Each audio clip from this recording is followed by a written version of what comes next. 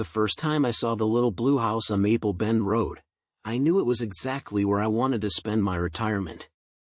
It wasn't flashy, just a single-story craftsman with a wide porch and a backyard framed by oak trees, but it gave me the kind of peace I'd been craving after decades of city living.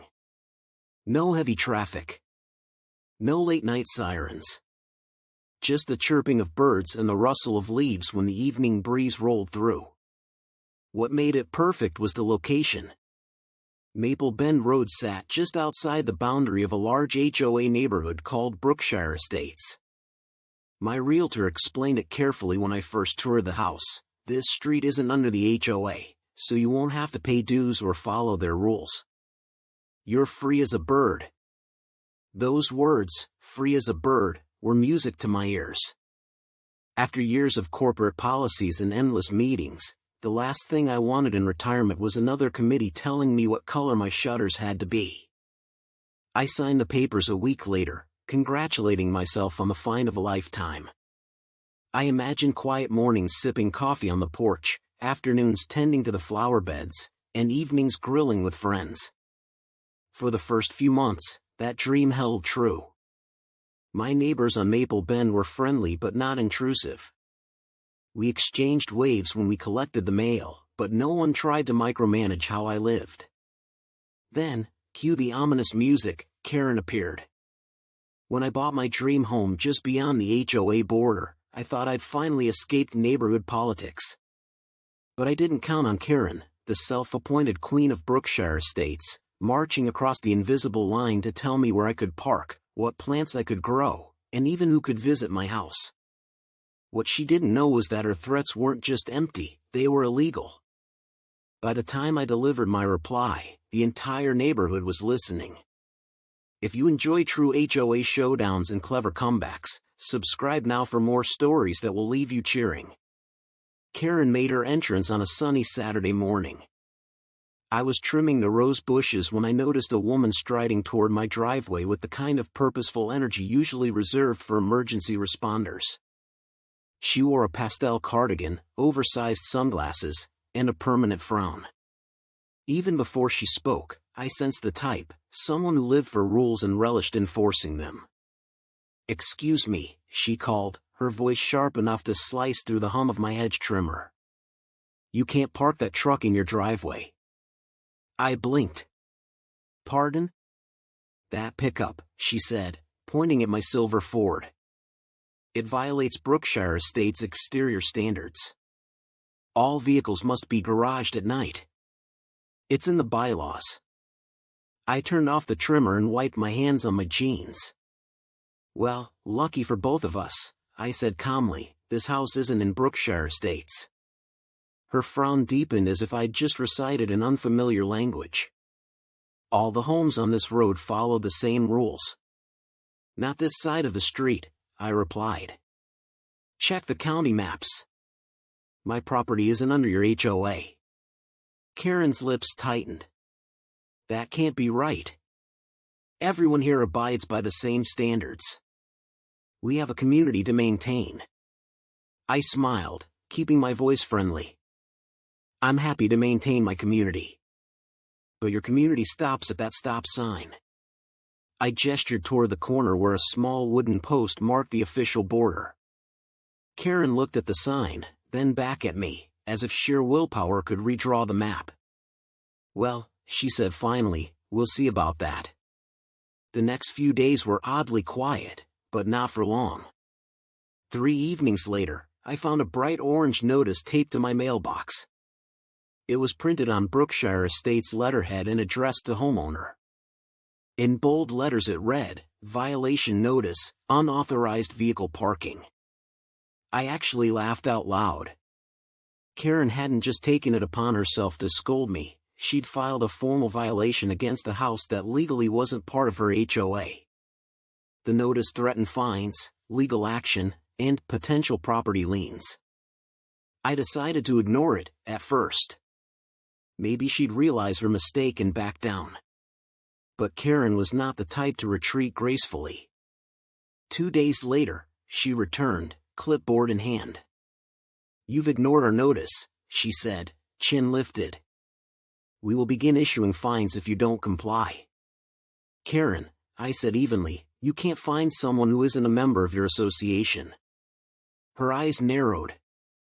Everyone who lives in this neighborhood is a member. Not me, I said. And I have the deed to prove it. That should have ended it. Instead, Karen doubled down. She started showing up at odd hours, photographing my truck, snapping pictures of my lawn, even peering over the fence into my backyard. My neighbor, Joe, a retired firefighter, caught her once and called out, "Hey, Karen, lose something?" She scurried away but returned the next day with a measuring tape. Each stunt made my blood pressure rise, but I knew better than to react. A slow burn often leads to the best kind of justice.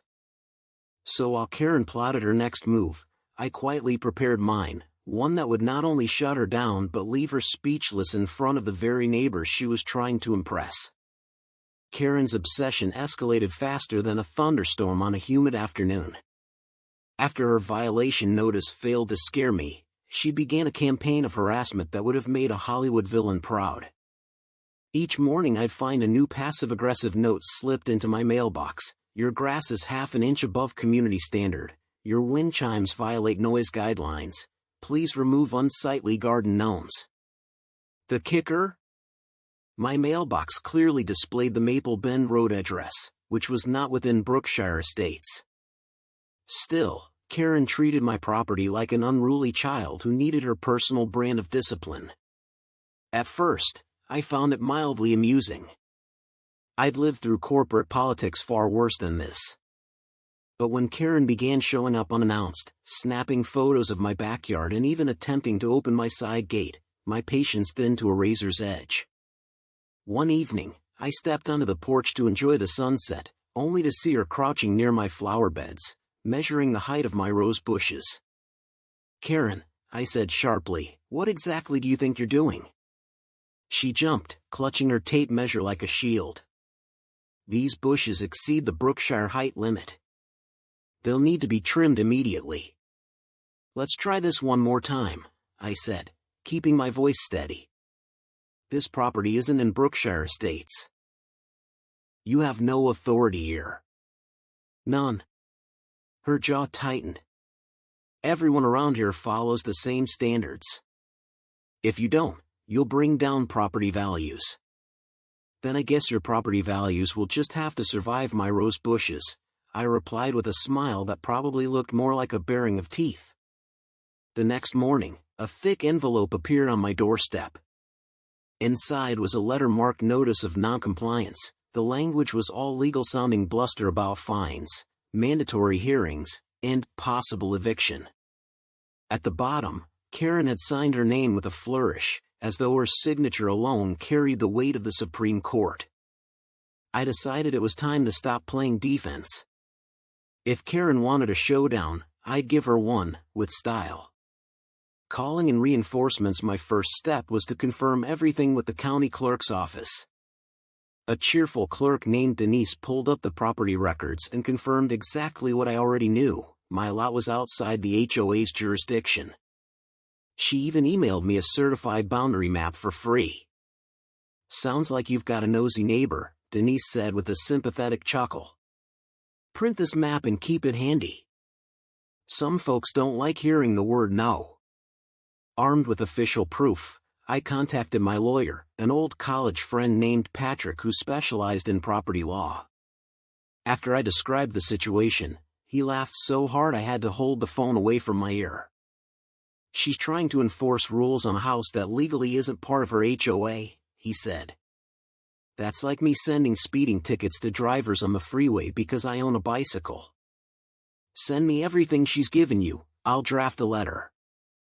Within 24 hours, Patrick emailed me a beautifully worded cease and desist notice.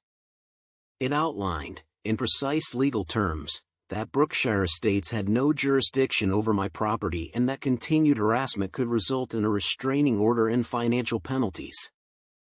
I printed 3 copies, one for myself, one for the HOA board, and one for Karen personally. The porch showdown, the opportunity came sooner than expected. 2 evenings later, as I watered the front garden, Karen strutted up the driveway holding yet another clipboard. "Mr. Thompson," she began, using the tone of a disappointed schoolteacher, "this is your final warning. If you don't comply with HOA regulations, we will begin legal proceedings to have you removed." I set down the hose, wiped my hands, and calmly handed her an envelope. "Funny you should mention legal proceedings. This is from my attorney." She blinked, clearly not expecting a counterattack. "Your attorney?" "Yes. It explains that this property is not within Brookshire Estates. If you continue this harassment, you and your board could face legal action. I'd recommend reading it carefully before you send any more notices." Her eyes flicked over the bold header, "Cease and desist," and her cheeks flushed crimson. This doesn't mean you can just do whatever you want." "Actually," I said with a friendly smile, "it means I can do exactly what the law allows." Which is quite a lot. For a long moment, Karen stood frozen, gripping the envelope like it might bite. Then, with a huff that could have powered a small wind turbine, she spun on her heel and marched back toward Brookshire Estates. Neighborhood support. The next day, I discovered that Karen's crusade hadn't gone unnoticed. My neighbor Joe ambled over, coffee mug in hand, wearing the satisfied grin of someone who had front row seats to a soap opera. "Heard you gave Karen a dose of reality," he said. "About time someone stood up to her. Half the folks in Brookshire are cheering for you." "Really?" I asked, surprised. "Oh yeah," Joe said with a chuckle. "She's been terrorizing people for years. You wouldn't believe the nonsense she's pulled, measuring grass blades, issuing citations for porch pumpkins in October. You might have just done the whole neighborhood a favor." His words sparked an idea. If Karen wanted an audience, maybe I could give her one, on my terms. Because as satisfying as the legal letter had been, I sensed Karen wasn't finished. And if she tried one more stunt, I planned to respond in a way that would leave her not just frustrated, but absolutely speechless. Karen might have retreated after the cease and desist letter, but anyone who's ever dealt with a self-appointed neighborhood queen knows a single setback rarely ends the war. For a week or two, things were suspiciously quiet. Too quiet. No notes, no clipboard inspections, no late-night flash of a camera outside my windows. I should have known better. One Friday morning, a sheriff's cruiser pulled into my driveway just as I was sipping my first coffee. My stomach tightened. I opened the door to find a deputy stepping out, his expression halfway between amusement and irritation. "Morning, sir," he said. "We got a complaint about an illegal occupancy at this address." I couldn't help but laugh. "Let me guess, does the complainant's name start with a K and rhyme with Baron?" The deputy smirked. "Something like that. Mind if I take a quick look at your property records to close this out?" With a flourish worthy of a magician, I handed him the certified boundary map and the lawyer's letter. He scanned the documents, nodded, and chuckled. "Well, that settles that. You're clear as a summer sky. I'll file this as a false report." He lowered his voice. "Between you and me, we get calls from that HOA all the time. You wouldn't believe some of the stuff they try to pull." Karen's public embarrassment I watched from my porch as the deputy walked straight across the street and knocked on Karen's door. She appeared moments later, hair perfectly coiffed, clipboard in hand like always. I couldn't hear the entire exchange, but I caught the key words: not your jurisdiction, false report, legal boundaries. The deputy gestured toward my house with the documents I had provided. Karen's posture stiffened, her cheeks flushed, and she began waving her arms in frantic denial. The deputy held up a calming hand and said something that made her freeze. Then he tipped his hat and walked back to his cruiser, leaving Karen standing in her doorway with the sour expression of a queen forced to abdicate. I had to bite the inside of my cheek to keep from laughing. The sight of Karen deflating in front of her own HOA kingdom was more satisfying than any courtroom victory. Turning the tables still, I wasn't content with a single win. Karen had wasted my time, harassed me, and tried to weaponize local law enforcement. If she wanted drama, I was going to give her an encore, but this time, I would set the stage. My next call was to Patrick, my lawyer. "Think we can make this educational for the HOA?" I asked. Patrick chuckled. "Oh, absolutely. We'll send a formal notice to the entire board, CCING the county clerk and the sheriff's department. Public record, airtight language. They'll have no choice but to back off, or risk real penalties." Within 48 hours, every member of the Brookshire Estates HOA received a neatly worded letter explaining their legal overreach and warning of potential consequences for any further harassment. Patrick even attached a helpful copy of the property boundary map. The ripple effect was immediate. That weekend, I caught snippets of conversation as board members shuffled nervously around the neighborhood. "Not our jurisdiction, potential lawsuit. Karen went too far." Their once proud HOA meetings were suddenly full of whispers and side-eye. The neighborhood barbecued just as things were cooling down. Joe, the friendly neighbor who'd cheered me on from day one, suggested a small victory celebration. "We're grilling Saturday," he said with a wink. "Figured you might enjoy meeting the other folks Karen annoys." The invitation spread like wildfire. By Saturday afternoon, my backyard was alive with laughter, clinking drinks, and the smell of sizzling burgers. Neighbors swapped Karen horror stories like war veterans comparing battle scars. "She fined me for leaving my trash can out for 9 minutes after pickup," one woman said, shaking her head. "She tried to ban my kids' sidewalk chalk art," added another. "I once got a citation for an unauthorized welcome mat," a man chimed in, drawing gasps and giggles. I felt a strange mix of camaraderie and responsibility. We weren't just neighbors anymore, we were a support group for HOA survivors. Midway through the gathering, someone tapped my shoulder. I turned to see Karen herself, standing stiffly at the edge of the lawn like a cat forced into a dog park. "Karen's last attempt. I need to speak with you," she said, her voice tight but trembling. I led her a few steps away from the crowd, though every ear in the yard tilted toward us. This gathering," she began, gesturing toward the party, "is creating excessive noise. It violates," I cut her off gently but firmly. "Let me save you some breath, Karen. Whatever Brookshire rule you're about to quote doesn't apply to my property. Remember the letter? The sheriff's visit? The public notice from my lawyer?" Her lips thinned into a single pale line. "You're upsetting the neighborhood." "Funny," I said, lowering my voice just enough for the nearest guests to hear, "because the neighborhood seems to be enjoying themselves." As if on cue, Joe raised his glass and called out, "To freedom from HOA nonsense." A cheer erupted behind us. Someone started clapping. Karen's eyes darted to the smiling faces, the plates of food, the county map posted on my fence like a trophy. For the first time, she looked small. Not fearsome, not regal, just a woman who'd lost a game she thought she controlled. Karen huffed, spun on her heel, and walked back toward Brookshire without another word. The crowd burst into applause, and someone started chanting my name. I raised my burger like a victory flag. It wasn't just about me anymore. Karen's retreat felt like a win for every neighbor she'd ever bullied.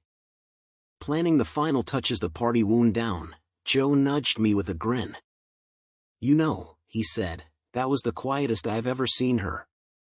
What are you gonna do for an encore?" I smiled, an idea already forming. "Oh, I've got one more surprise in mind. Something that will make sure Karen never forgets where her HOA power ends, and where my property begins." Because while the legal letters and sheriff's visit had shut her down, I still had one more clever move up my sleeve. A move that would leave Karen not just frustrated, but speechless for good. The following week, my driveway became the epicenter of neighborhood gossip. People came by pretending to walk their dogs or check their mail, all trying to catch a glimpse of the battle outside the HOA. Meanwhile, Karen's carefully curated image of control was unraveling faster than she could plaster on a smile. 2 days after my letter went public, I received a polite email from George, the president of Karen's HOA. It was surprisingly civil. "Hello, Mr. Douglas. We have been made aware of some confusion regarding the boundaries of our association. Please know that we fully acknowledge your property is outside our jurisdiction. Any interference from HOA members is unauthorized and will be addressed immediately. Regards, George Whitman, HOA President." I almost laughed out loud. The very group Karen claimed gave her full authority was now scrambling to distance themselves from her antics. I replied with a short note thanking them for their prompt response and included a suggestion that perhaps their vice president should receive additional training on property law. That evening, I heard loud voices outside. Peeking through my blinds, I saw Karen in a heated argument with George right there on the sidewalk. I was only trying to maintain standards. Karen hissed, her face red enough to match the begonias in her yard. George threw his hands in the air. "You have embarrassed the board, Karen. You cannot issue threats to non-members." They eventually stormed off in opposite directions, Karen muttering something about ungrateful neighbors and George shaking his head like a weary parent. The next morning, I decided to have a little fun of my own. I printed a large sign and set it by my mailbox. It read, "Private property, not HOA managed, but thanks for the free entertainment." Neighbors passing by chuckled or gave me discreet thumbs-ups. Even Mrs. Reynolds from 2 houses down, who usually avoided conflict like it was contagious, stopped to whisper, "Good for you, dear." Someone needed to put her in her place. Karen, of course, was furious. I caught her glaring at the sign from across the street, her lips pressed so tight they practically disappeared. That afternoon, she tried one last desperate move. A city code inspector showed up at my door, clipboard in hand. "Routine check," he said sheepishly, almost apologetic. I invited him in, offered coffee, and asked if Karen had filed a complaint. He shrugged. "Let's just say someone strongly encouraged us to look for violations. But, you're perfectly in compliance." When he left, I stood in my driveway, smiling directly at Karen's window. She quickly yanked her curtains closed. The final blow came a week later.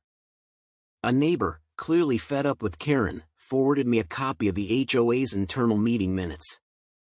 Apparently, the board had voted to remove Karen from her vice president position due to conduct unbecoming of a representative. It was official, Karen's reign of self-appointed power was over. I couldn't resist one last polite jab. I left a small basket of muffins on her porch with a handwritten card, "Dear Karen, since I don't answer to your HOA, I thought I'd extend a friendly neighborly gesture. Here's to respecting boundaries, both property lines and personal space. Warm regards, Douglas." The basket sat untouched for 2 days before disappearing without a word. A few weeks later, life settled back into a peaceful rhythm. I finished painting my porch without interference. Neighbors who once avoided me began waving, some even stopping to chat. It turned out many of them had endured Karen's overreach for years but were too intimidated to fight back. "Your letter gave us courage," one man told me while walking his dog. "She's been citing HOA rules to bully everyone, even when she's wrong. You exposed her." It felt good, not because I wanted to be a hero, but because I had proven that standing your ground, with calm confidence and a dash of humor, can dismantle even the loudest bully. One evening, as the sun dipped behind the houses, I sat on my newly painted porch, sipping a cold beer. The air was quiet except for the chirp of crickets. Then, faintly, I heard Karen's voice drifting through an open window across the street. "I still don't understand how he got away with it." I smiled to myself and took another sip. Because, Karen, I never had to get away with anything. I was never under your rule to begin with. And that, much like my property line, was something you could never change. Summer arrived in full bloom, and with it came an unexpected shift in the neighborhood. Freed from Karen's endless reminders and fake citations, people began reclaiming their own yards and personalities. Lawns grew a little wilder, tastefully so, porches gained bright paint jobs, and laughter returned to evening strolls. It was subtle at first, but you could feel the difference. One Saturday morning, I found a handwritten invitation taped to my door. Neighborhood gathering, celebrating freedom from the fuss BYO chair and dish to share. No signature, but everyone knew who had organized it, the quiet couple down the street who'd once confided that Karen scolded them for leaving their trash bin out 5 minutes too long. That evening, nearly every household showed up in someone's wide backyard, everyone except Karen. Folding chairs circled a long table of potluck dishes.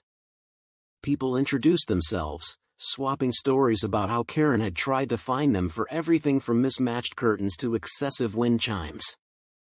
George, the HOA president, arrived halfway through carrying a tray of brownies. He gave me a sheepish grin. "You started something good here," he said quietly. Honestly, we were all tired of her power trips. The board is rethinking a lot of things. I clinked my soda can to his. Better late than never.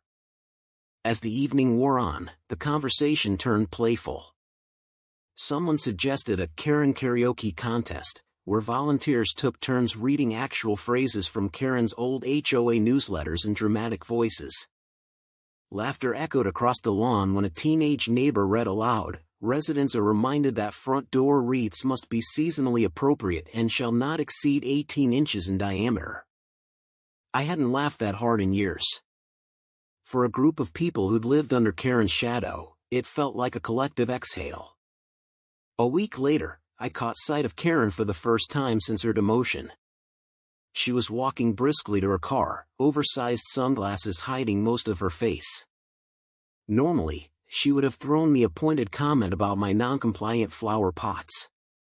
Instead, she gave a stiff nod and hurried away. I couldn't resist. "Morning, Karen. Lovely day to not check anyone's porch measurements." Her jaw tightened, but she kept walking. The real cherry on top came in the mail a few days later. Among the usual bills and flyers was a glossy HOA newsletter, except this one was different. The front page featured a cheerful headline, "Community Choice, New Leadership, New Approach." Inside, the board announced a slate of policy changes, fewer petty rules, more focus on positive neighborhood events, and a reminder that non-member properties remain private and are to be respected at all times. It was as close to a public apology as I was ever going to get. To mark the occasion, I hosted my own small celebration. I set up a fire pit in my yard, invited a few of the new friends I'd made, and even strung some lights across the porch Karen once called an eyesore. We roasted marshmallows, shared stories, and toasted to boundaries, both painted on maps and drawn in our personal lives. As the night wound down, an older neighbor raised her cup. "To Douglas," she said warmly. "For reminding us that standing up, politely, but firmly, still works." Everyone cheered. I felt a quiet pride, not for embarrassing Karen, but for helping the neighborhood remember it belonged to them, not a single loud voice with a clipboard. Later, as I tidied up, I noticed Karen's silhouette in her window across the street. For a moment, I wondered if she might finally come over, maybe to apologize, maybe just to say hello. Instead, she turned off her light and disappeared into the house. I smiled to myself. Some people never change. But the neighborhood had. And that was enough. I leaned back in my chair, the soft glow of porch lights reflecting on freshly painted wood, and let the cool evening air carry a simple truth. Real freedom isn't about breaking rules, it's about knowing which ones were never yours to obey in the first place.